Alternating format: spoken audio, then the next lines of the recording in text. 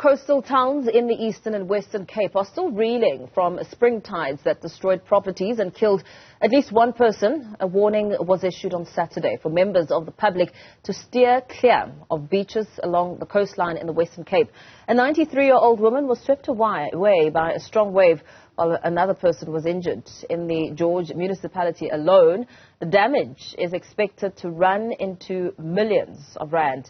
Newzroom Afrika's Nasipi Sama is following the story and joins us live. Nasipi, a very good morning to you. A catastrophic disaster. Talk to us about what exactly is happening there.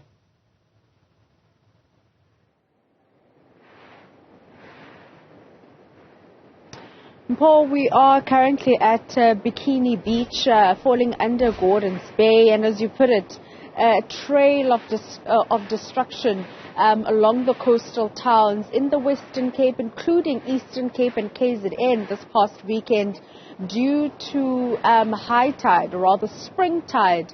And we understand from the NSRI that it was also due, or rather a combination of a high tide or the spring tide together with gale force winds. But to paint a picture for us, and put to context those videos that we saw on social media this past weekend, I'm joined by Charlotte Norman, a resident here in Bikini Beach. Thank you so much for your time.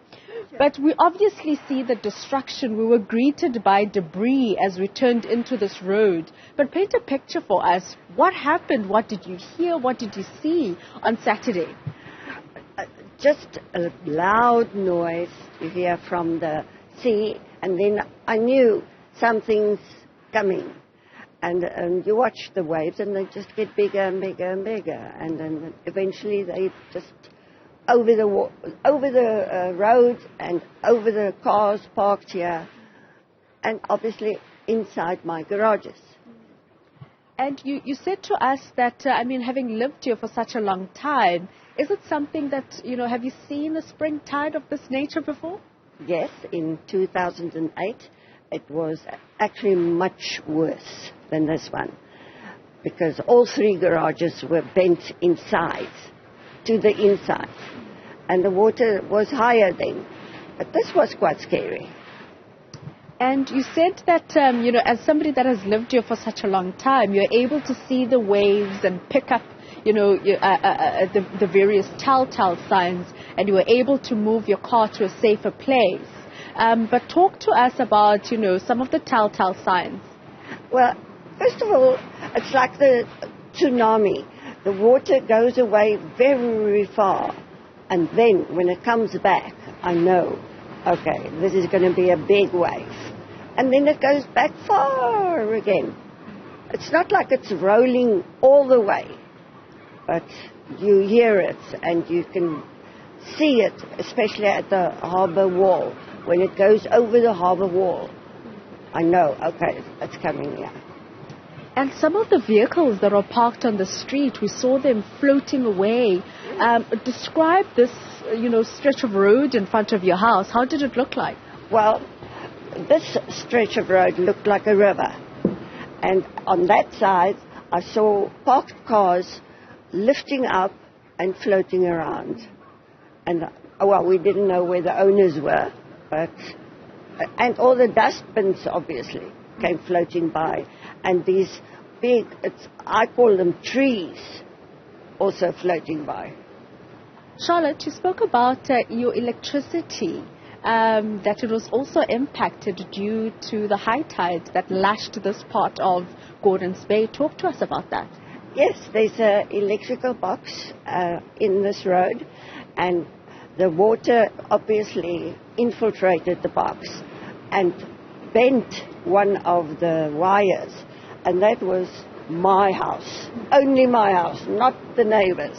So I had to be without power since Saturday afternoon until yesterday morning. Charlotte, I've obviously never seen a spring tide. How does one prepare for spring tide? You don't, unless you have bags and bags and bags of sand. Maybe you can put it in front of your garage, but that won't help. No, the water is very strong. And then lastly, Charlotte, before we let you go, we have seen about 3 vehicles of the city of Cape Town and now seeing a number of workers as well. We understand that yesterday they indicated that they're crisscrossing throughout the metro, assisting those communities in need. What have they done in your community thus far? Well, yesterday morning it was crazy with all the trucks and the cleaning trucks and the people, lots and lots of people, sweeping and with digger loaders picking up the sand. And it was very noisy, but they did a fantastic job.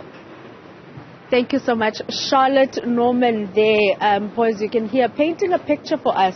You know, what she saw, what she heard throughout this weekend with the spring tide, as we heard from the NSRI, that it was due, or rather the high waves, or huge waves rather, were due to the fact that it was a combination of the spring tide, including the gale force winds that lashed the province, affecting communities, or rather coastal towns and communities like the one that we are at now, Bikini Beach, Kalk Bay, including the Garden Route, as we know that those communities are also stationed around the coastal line, and the George municipality this past weekend closing the beach to the public due to the nature of those strong winds. But later on this morning we will be speaking to the NSRI to give us an update in regards to not only the spring tide but the new moon spring tide, in regards to those cautions that they have urged residents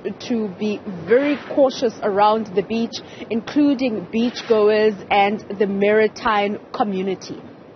Nasipi, before we let you go, are there any details around the one person who lost their life during these tides? Well, from what we know, it is a 93-year-old woman who was near the beach, we understand, and got swept away by the strong waves and sadly lost her life. We do also understand that there was a gentleman who was also rescued from in the vicinity of the city of Cape Town, who was also being swept away by the strong waves. So at this present moment, according to the NSRI, they have confirmed one person who lost their lives, in relation to the weather conditions that played out this weekend, including that one male that is currently recovering in hospital. Very well, Nasipi Same, let's leave it there for now as we continue, of course, to get an update from you and some reaction as to the news around coastal towns in the Eastern and Western Cape.